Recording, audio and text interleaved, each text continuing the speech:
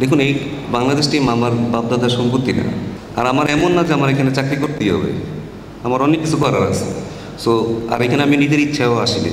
তো আসলে টিমের সব দিকে ব্যালেন্স করে আমাদের চলতে হয়। ধরুন সাকিব যখন ছিল তখন হয়তো আমাদের সেই ডাকদারি করার মতো সুযোগ ছিল। লাস্ট ম্যাচটা আমরা যেভাবে খেলেছি আমার মনে হয় যে ছেলেরা ভালো মোমেন্টাম পেয়েছে এবং কনফিডেন্সটাও আমাদের আসছে। তো আই হোপ যে এইখানে আমরা চেষ্টা ভালোভাবে করতে পারি এবং ইনশাল্লাহ আমরা ভালো খেলার চেষ্টা করব। এই মুমেন্টে তো আসলে নতুনভাবে ভাববার আসলে কোনো সুযোগ নেই। আমরা যে প্ল্যানে খেলতেছি সেভাবেই খেলার চেষ্টা করব। বাট হোপফুলি আমাদের মিডল অর্ডারে ক্লিক করলে হয়তো আমরা আরও ভালো খেলতে পারবো।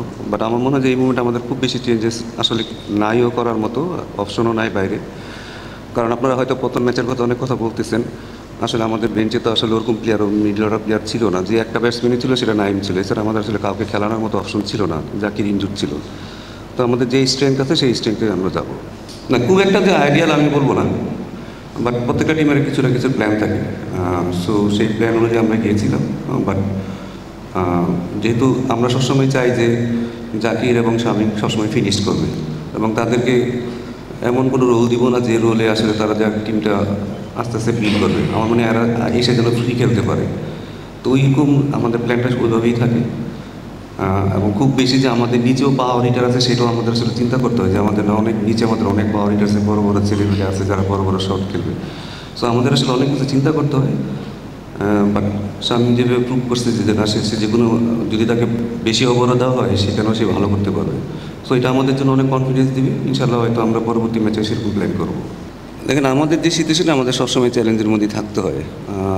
আমাদের অনেক কিছু আসলে মেনে নিতে হয়, অনেক কিছু আমাদের যেটা আসলে টিমের জন্য সুইটেবল না, বাট তারপরেও আমাদের আসলে ওগুলো মেনে নিতে হয়। এবং আমাদের আসলে আপনি আমাদের যে প্লেয়ারগুলো দিবেন তাদের মধ্যে আমাদের বেস্ট আউটপুটটা নেওয়ার চেষ্টা করি আমরা। এখানে তো আমাদের অনেক কিছু করারও নাই, চাইলেও আমরা করতে পারি না। আমার কাছে যে বেস্ট 15টা প্লেয়ার থাকে সেখান থেকে আমরা বেস্ট কীভাবে আউটপুট নিতে পারি। এখন কে কোন ফরম্যাটে আছে কীভাবে না আছে সেটা আসলে খুব ডিফিকাল্ট। বাট এটা একটা যদি ভালো একটা স্ট্রাকচার ওয়েতে আসে আমার মনে হয় যেটা আমাদের জন্য অনেক বেটার হবে। কারণ আপনি যদি খেয়াল করে দেখেন শ্রীলঙ্কা টিমের খুব বেশি ধরুন টেস্টের থেকে ওয়ানডে কিন্তু ব্যাটিং অর্ডার খুব বেশি চেঞ্জেস নেই, বাট টি20তেও কিন্তু খুব বেশি চেঞ্জেস নেই। আমাদের কিন্তু কন্টিনিউ চেঞ্জেস করতে হয়। 5টা প্লেয়ার যায় আবার 5টা প্লেয়ার আসে, 1-2 দিনের মধ্যে তাদের কিন্তু টিমের সাথে কোপ আপ করতে হয়। সো আমাদের খুব বেশি যে লাক্সারিয়াস হওয়ার মতো আসলে সুযোগ নেই, বাট চেষ্টা করবো একটা যেন টিমটার জন্য একটা ভালো স্থিতিশীল পরিস্থিতি আসে যেটা আমাদের টিমের জন্য অনেক কাজে দেবে। দেখুন, কোনো টিমই তো চাইবে না তার উইনিং কম্বিনেশনটা ভাঙার জন্য, এটা নর্মালি সবাই করে থাকে। বাট আমাদের ছেলেদের দিকেও তাকাইতে হয় অনেক সময়, কারণ ছেলেরাও ইনজুরি থেকে অনেকে আসছে, অনেকে ওয়ার্কলোডটাও আমাদের খেয়াল করতে হয়। কারণ আমাদের পেস বোলারদের ফিট রাখাটা আমাদের জন্য খুব জরুরি। আর যেভাবে এবার ধরেন টানা শিডিউল ছিল, এখান থেকে আসলে ছেলেদের প্রতিদিন ম্যাচ খেলানো আসলে আমাদের জন্য অনেক ডিফিকাল্ট হয়ে যায়। তো আসলে টিমের সব দিকে ব্যালেন্স করে আমাদের চলতে হয়। এটা হয়তো আপনারা বাইরে থেকে হয়তো বুঝবেন না, বাট আমাদের কাছে মনে হয় আমাদের অনেক কিছু ব্যালেন্স করে চলতে হয়। সো এই কারণে আসলে আমাদের প্লেয়ারদের সেফটিটাও তো আমার দেখা দরকার। এখন তাসকিনকে যদি আপনি টানা খেলাতে থাকেন, ওর একটা বড়সড় ইঞ্জুরি থেকে আসছে, সে যদি আবার খেলে তার যদি আবার ইঞ্জুরি হয় তখন দেখা গেলো একটা ম্যাচের জন্য হয়তো তাকে 1 বছর বসে থাকতে হইতে পারে। তো আমাদের সব দিকে ম্যানেজ করে চলতে হয়। এই কারণে আমি বলবো যে আসলে টিমের যেটা বেস্ট কালকে হবে সেটার দিকে আসলে আমরা খেয়াল রাখব। প্রতিপক্ষ দেখুন, আমাদের এখন তো অলরেডি পুরো সিরিজটা প্রায় শেষের দিকে। এখন প্রতিপক্ষকে নিয়ে আসলে তো চিন্তা করার আগে আমি মনে করবো যে লাস্ট ম্যাচে কী করছি সেটাও আসলে খুব বেশি গুরুত্বপূর্ণ না। কালকে আমরা যেন তাদেরকে হারাতে পারি সেই স্ট্র্যাটেজি আমাদের যেতে হবে, সেটা হচ্ছে বেশি ইম্পর্টেন্ট। এবং তার জন্য আমাদের যা যা অস্ত্র নিয়ে যাওয়া দরকার সেটা নিয়ে আমরা নিয়ে যাব। অনেক কিছু লাক্সারি করার মতো আসলে সুযোগ থাকে না, এটা আমাদের বুঝতে হবে। আমাদের অনেক সময় ব্যাটসম্যান শর্টেজ হয়, অনেক সময় বলার শর্টেজ হয়ে যায়। ধরুন সাকিব যখন ছিল তখন হয়তো আমাদের সেই লাক্সারি করার মতো সুযোগ ছিল, একটা এক্সট্রা বলার খেলাতে পারতাম, একটা এক্সট্রা ব্যাটসম্যান খেলাতে পারতাম। তো টিমের স্ট্রেংথের অনুযায়ী আমাদের আসলে সবসময় চলতে হয়। সো সেইভাবেই আসলে আমরা টিম সেট আপটা করি। আমরা জানি যে আসলে খেলাইলে হয়তো আমাদের বেনিফিট হতে পারে, বাট তখন হয়তো আপনাকে তবে রিশাদকে বসাইতে হবে অথবা অন্য কাউকে বসাইতে হবে। তো সব দিকে ব্যালেন্স করে টিমের অপোনেন্টের উপর ডিপেন্ড করে আসলে আমাদের টিমটা সবসময় করতে হয়। তো এখানে যেহেতু আবার ব্যাটিংয়ের দিকে আবার তাকাইতে হবে যে আপনার ব্যাটসম্যান কতগুলো আছে, কীভাবে আছে, কেউ ফর্মে আছে কিনা, অফ ফর্মে আছে কিনা, সেটার উপরে আসলে টিমের অনেক কিছু চলতে হয়। তো এই কারণে আমি বলবো যে আসলে যেটাই আমরা করার চেষ্টা করি আমরা সবাই মিলেই করি। এবং চেষ্টা করি যে আসলে বেস্ট পসিবল 11 কাকে খেলানো যায়, যেটা দিয়ে আমাদের আসলে রেজাল্ট আসা যায়। অনুপ্রেরণা সবসময় আসলে আপনি যখনই ভালো খেলবেন, জিতবেন, তখনই আসলে অনুপ্রেরণা বেশি আসে। আমার মনে হয় লাস্ট ম্যাচটা আমরা যেহেতু ভালোভাবে খেলেছি, ভালো ম্যাচ জিতেছি, আমার মনে হয় যে সেটা একটা বড় অনুপ্রেরণা। হিস্ট্রিতে কী করছি সেটা আসলে খুব বেশি ম্যাটার করে না। আমি এজ এ কোচ আমি কখনো চিন্তা করি না হিস্ট্রি কী করেছি, কারণ কালকে যদি খারাপ খেলি তাহলে আমাদের খারাপই হবে।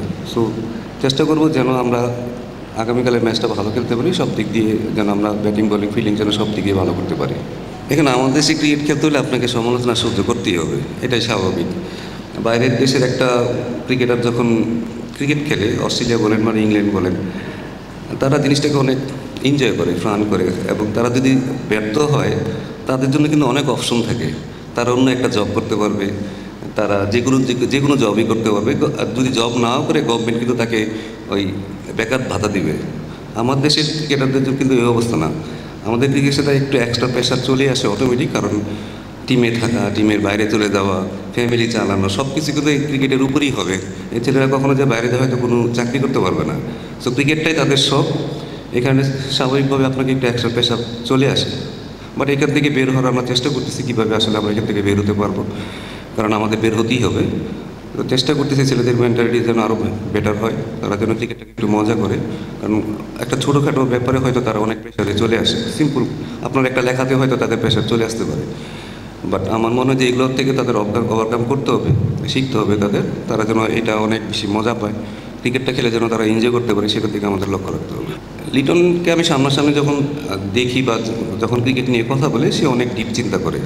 এজ এ ক্যাপ্টেনের আসলে অনেক ডিপ চিন্তা করাটা অনেক বেশি জরুরি। মাঝে মাঝে হয়তো একটু ওভার থিঙ্কিং করে, কারণ ভালো খেলতে চাই। যখন আপনি ওভার থিঙ্কিং করবেন তখন আপনি আসলে খেলাটা খুব বেশি এনজয় করবেন না। এই কারণে হয়তো তার পারফরমেন্সটা মাঝে মাঝে খারাপ হয়। তো আমার মনে হয় এখান থেকে হচ্ছে বের হওয়ার চেষ্টা করতেছে। আমার মনে হয় ভবিষ্যতে সে আরও ভালো ক্যাপ্টেন্সি করবে। আমি বলি যে প্রত্যেকটা ছেলে আসলে টিমের জন্য খেলে। ছেলেরা সবসময় টিমের জন্য খেলে। আপনি যখন দেখবেন আপনার স্কোর বোর্ডে রান নাই, 2 উইকেট পড়ে গেছে, আপনি আপনার স্বাভাবিক খেলাটা হয়তো চাইলেও খেলতে পারবেন না। যদিও চেষ্টা করা উচিত তার স্বাভাবিক খেলাটা খেলার, বাট আমি আমারও বললাম যে সিচুয়েশানটা অনেক সময় তাকে হাত খুলে খেলতে দেয় না। কারণ সে যখন নাম্বার 3 পজিশনে খেলছে তখন কিন্তু সে অনেক ফ্রি খেলতে পারতো, কারণ পাওয়ার প্লেটা ইউজ করতে পারতো। যখন এই যে 4 নামে হয়তো আপনার দেখা গেলো 2 উইকেট নেয় পাওয়ার প্লের পরে, তখন সে চাইলেও কিন্তু অনেক সময় কিন্তু আপনি চাইলেও সেটা পারবেন না। বাট হয়তো এক্সপিরিয়েন্সের সাথে সাথে সে এটা কপ আপ করে ফেলবে, যে ঠিক ওইখানেও কীভাবে আমার ন্যাচারাল খেলাটা খেলা যায়, ওইখান থেকে কীভাবে বেরোতে পারি। আমার মনে হয় যে এই কারণেই হয়তো সে একটু তার খেলাটা একটু চেঞ্জেস হয়ে যায়। বাট আমরা চেষ্টা করতেছি সেই জন্য এখানেও সে তার স্বাভাবিক খেলা খেলতে পারে। T20 আপনাকে সবসময় একটু অ্যাগ্রেসিভ থাকতেই হবে, আমার মনে হয় এই কারণে। আসলে সব দিকেই এটা আসলে কাউকে দোষ দিয়েও লাভ নেই, কারণ আমাদের হাতে অপশনও কম এবং সিলেক্টরদের হাতেও অপশনও কম। অপশনটা বাড়লে আমাদের জন্য ভালো হবে, সিলেক্টরদের জন্যও ভালো হবে। বাট ডিসকাশন যে হয় না এটা বলবো না। আমরা সিলেক্টররা কোচদের সাথে, আমাদের হেড কোচের সাথে ডিসকাস করে, ক্যাপ্টেনের সাথে ডিসকাস করে। বাট অপশন যদি আপনিও বলেন আমাদের বাইরে যে খুব বেশি অপশন আছে সেটাও কিন্তু না। বাট প্রতিটা সিরিজ অনুযায়ী হয়তো তারা সেভাবে চিন্তাভাবনা করে, সেভাবেই টিমটা দেয়। আমার কথা হলো যে আমাদের যে বেশ 16 জন দিবে, সেই 16 জনের বাইরে তো আমরা কিছু করতে পারবো না, ওটার মধ্যে আমাদের থাকতে হবে। দেখুন আমি কোচ, আমাকে যদি আপনি বলেন যে কালকে সালাউদ্দিন তুমি যাও 13-এ যাই কোচিং করাও, আই ডোন্ট মাইন্ড। আমার এখানে ট্যাগ লেখা নাই যে আমি কোচ ন্যাশনাল টিমেরই শুধু। সো এটা নিয়ে আমার কখনো ইগো সমস্যাও নেই, আমার কোনো সমস্যা নেই। এটা নিয়ে আমি চিন্তিতও না। আর কেউ আসলে, কেউ যদি ভালো কেউ আসে, যে যদি টিমের জন্য যদি ভালো হয়, দেখুন এই বাংলাদেশ টিম আমার বাপদাদার সম্পত্তি না, ঠিক আছে? এটা হচ্ছে যে আমি যদি ভালো না করি এখানে সমালোচনা হবে, এটা আমাকে স্বাভাবিকভাবে মেনে নিতেই হবে। ভালো করলে সবাই বাহাবা দিবে। বাট আমি কি টিমের জন্য আমার 100% দিচ্ছি কিনা, আমি কি আমার জায়গায় অনেস্ট কিনা, সেটা আমার কাছে মুখ্য বিষয়। আজকে ধরেন 27-28 বছর কোচিং করার পরে যদি কেউ বলে যে আমি কি যেন বলছে, আপনারা যেমন বলেন যে টিমে অনেক অভিযোগ, কিন্তু অভিযোগগুলো আপনি লিখে দিলে ভালো হইতো। বলে দিলেন পাবলিকলি, আপনি কাউকে একটু বলে দিলেন, সেটা কিন্তু আসলে আপনাকে তো এভিডেন্স দিতে হবে, ঠিক না? আপনাকে এভিডেন্স দিলে সেটা ওই কোচের জন্য ভালো হইতো, যে আমি যদি ভুল করে থাকি আমি ওই জায়গাটা শুধরাবো। বাট আপনি একটু লিখে দিলে পারেন না। বাট আমি জানি আমি আমার জায়গায় 100% অনেস্ট কিনা। আমি হয়তো ভালো কোচ নাও হতে পারি, ঠিক আছে? আমি যদি ভালো না হয় না, বোর্ড আমাকে সরাই দেবে, কোনো সমস্যা নেই। বাট আপনি কখনো কাউকে কোনো কিছু জাস্টিফাই না করে যদি আপনি কাউকে লিখেন, এটা আসলে ঠিক না। এটা এটা মানুষের আসলে আপনি কখনো আপনি কি জানেন কি লোকটা অনেস্ট কি অনেস্ট না, সেটা জেনে তারপরে আমার মনে হয় লেখা উচিত। এটা শুধু হয়তো আমি মেন্টালি অনেক স্ট্রং আছি, অনেক দুর্বল মানুষ কিন্তু হয়তো করে দিতে পারে। আর আমার এমন না যে আমার এখানে চাকরি করতেই হবে, আমার অনেক কিছু করার আছে। সো আর এখানে আমি নিজের ইচ্ছাও আসিনি যে আমি চাইছি আমাকে চাকরি দেন না। টিমের ভালোর জন্য আমার যেটা মনে হয়, টিমের বেস্ট যেটা মনে হবে, সেটা যদি সামান্য পরিমাণে যদি কিছু চেঞ্জ করা যায় তাহলে চেঞ্জ করার চেষ্টা করব। বাট এটাতে যদি খারাপ ভালো বলতে কেন, আর আমাদের তো এরকম লাক্সারি করারও কিছু নাই। টিম তো রেগুলার হাঁটতেছে, এর মধ্যে ফেভারিজম করে আমি কি লাভটা পাবো আপনি আমাকে বলেন। আমরা তো টিমটা এরকম না যে প্রতিদিন জিততেছি, ঠিক আছে একটা খেলায় দিলাম, তা তো না। আমরা তো নিজেরাই ভালো খেলতেছি না। এখন তো আমি অ্যাজ এ টিমের মেম্বার হিসেবে আমি তো চাবো টিমটা যেন ভালো করুক। So that's it. সো আপনাদের বোঝা উচিত আসলে কাকে কীভাবে আসলে দেখা উচিত। Thank you very much.